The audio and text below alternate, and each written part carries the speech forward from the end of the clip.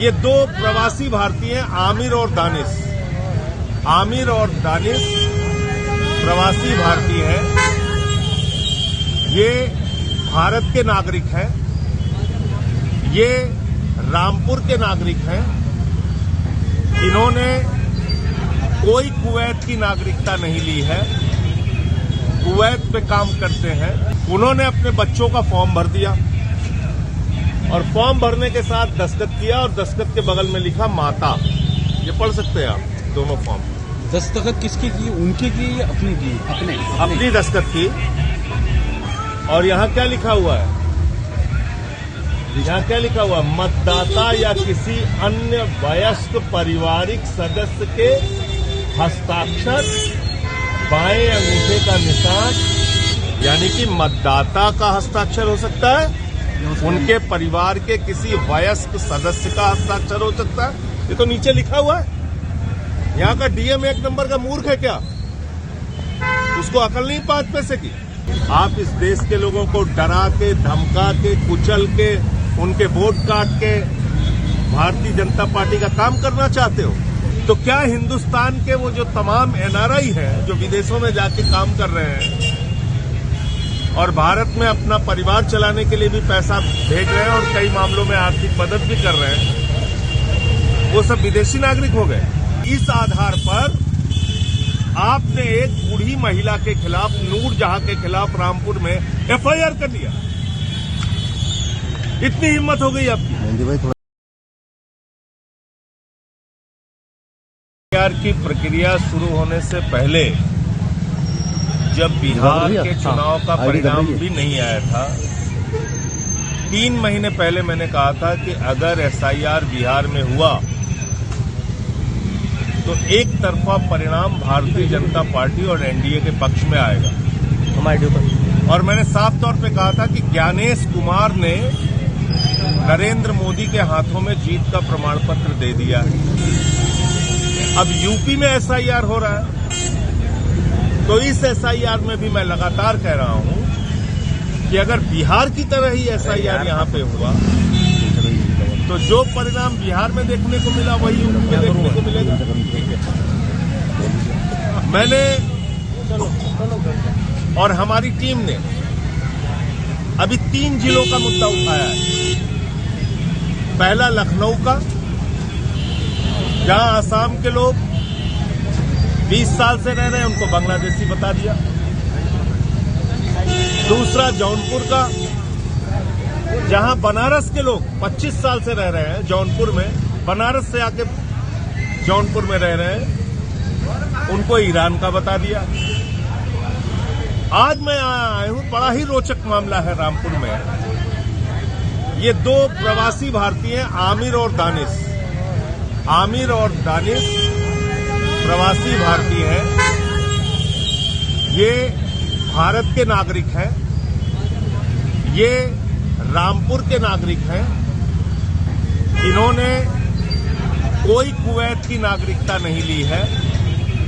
Kuwait में काम करते हैं, जैसे कोई अमेरिका में काम कर सकता है, कोई लंदन में काम कर सकता है, कोई कुवैत में काम कर सकता है, दुबई में काम कर सकता है। तो क्या हिंदुस्तान के वो जो तमाम एनआरआई हैं जो विदेशों में जाके काम कर रहे हैं और भारत में अपना परिवार चलाने के लिए भी पैसा भेज रहे हैं और कई मामलों में आर्थिक मदद भी कर रहे हैं, वो सब विदेशी नागरिक हो गए? वो विदेश के नागरिक हो गए। और इस आधार पर आपने एक बूढ़ी महिला के खिलाफ, नूरजहां के खिलाफ रामपुर में एफआईआर कर लिया। इतनी हिम्मत हो गई आपकी? भाई थोड़ा नीचे कर लो आईडी। एक बूढ़ी महिला के खिलाफ जो बीमार भी हैं और इतनी आतंकित है, इतनी डरी हुई है कि मुझसे मिलने के लिए भी तैयार नहीं हुई। उनके दोनों बेटे बाहर हैं, आमिर और दानिश। उनसे गलती क्या हुई कि उन्होंने इनका फॉर्म भर दिया? ये कोई गलती नहीं हुई, मैं भी आगे आपको बता रहा हूं। उन्होंने अपने बच्चों का फॉर्म भर दिया और फॉर्म भरने के साथ दस्तखत किया और दस्तखत के बगल में लिखा माता। ये पढ़ सकते हैं आप दोनों फॉर्म। दस्तखत किसकी की? उनकी की या अपनी की? अपनी दस्तखत की। और यहाँ क्या लिखा हुआ है? यहाँ क्या लिखा हुआ? मतदाता या किसी अन्य वयस्क पारिवारिक सदस्य के हस्ताक्षर, बाएं अंगूठे का निशान, यानी कि मतदाता का हस्ताक्षर हो सकता है, उनके परिवार के किसी वयस्क सदस्य का हस्ताक्षर हो सकता है। ये तो नीचे लिखा हुआ है। यहाँ का डीएम एक नंबर का मूर्ख है क्या? उसको अकल नहीं 5 पैसे की? ये तो इसमें साफ तौर पे लिखा हुआ है कि परिवार का कोई भी सदस्य फॉर्म भर सकता है, नंबर 1। नंबर 2, उसको अपने रिश्ते लिखने होंगे। इन्होंने लिखा है माता। आमिर और दानिश की मां है ये। आमिर और दानिश कुवैत में काम करते हैं, कुवैत के नागरिक भी नहीं है। ये कागज पकड़ लिया।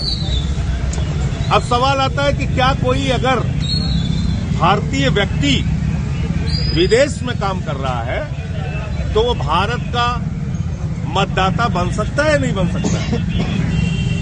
ये मैं नियम पढ़ रहा हूं। ये चुनाव आयोग का नियम है, अज्ञानेश कुमार का, मोदी का जो एजेंट है उसका नियम है ये। इसमें लिखा हुआ है, क्या विदेश में बसा कोई प्रवासी भारतीय भारत में निर्वाचक नामावली में एक निर्वाचक बन सकता है, यानी कि मतदाता बन सकता है? उत्तर है हाँ।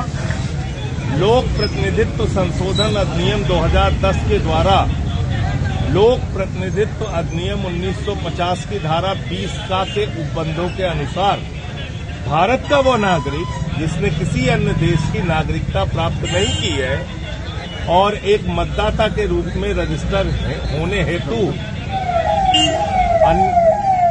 अन्यथा पात्र है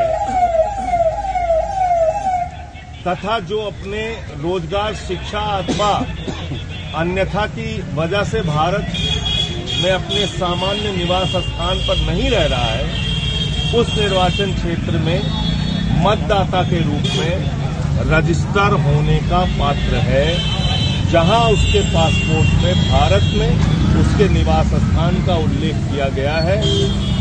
ये देखिए साफ तौर पर लिखा हुआ। तो किस बात के तहत, किस वजह से नूरजहां के ऊपर एफआईआर की गई?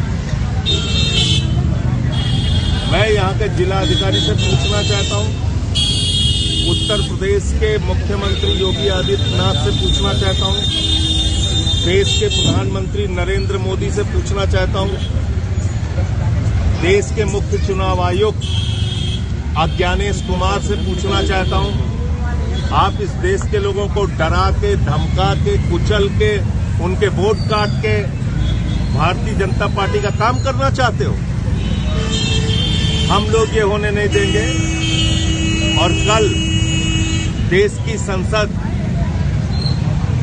फिर से शुरू होगी। आज छुट्टी थी तो देश के सदन में भी ये मामला मैं उठाने का काम करूंगा, देश की संसद में भी ये मामला उठाने का काम करूंगा कि किस प्रकार से बूढ़ी औरत के खिलाफ फर्जी मुकदमा लिखा गया नियमों के विरुद्ध, जबकि उसका लड़का भारत का मतदाता बन सकता है और उसने किसी भी प्रकार की जानकारी छिपाई नहीं, कोई भी फर्जीवाड़ा किया नहीं। तो ये एक प्रकार से पूरी तरह से जो मैं पहले से कह रहा हूं, एसआईआर के नाम पे लोगों का वोट काटने की, वो लोगों के वोट की डकैती करने की कार्रवाई है, वो यहाँ रामपुर में हुई है।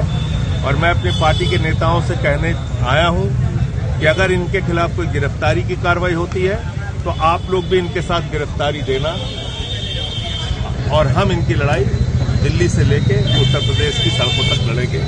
ये विषय मामला था। और ऐसे तमाम जो यहाँ पर मतदाता हो सकते हैं और बाहर नौकरी करते हैं, 20,000 या उससे भी ज्यादा संख्या होगी उनके सबके नाम काटने की तैयारी में उत्तर प्रदेश का शासन, योगी आदित्यनाथ की सरकार और भारतीय जनता पार्टी लगी हुई है। और चुनाव आयोग और यहाँ का जिला प्रशासन उनके इशारे पर नाच रहा है, नौटंकी कर रहा है। ये बात मैं कहना चाहता हूँ।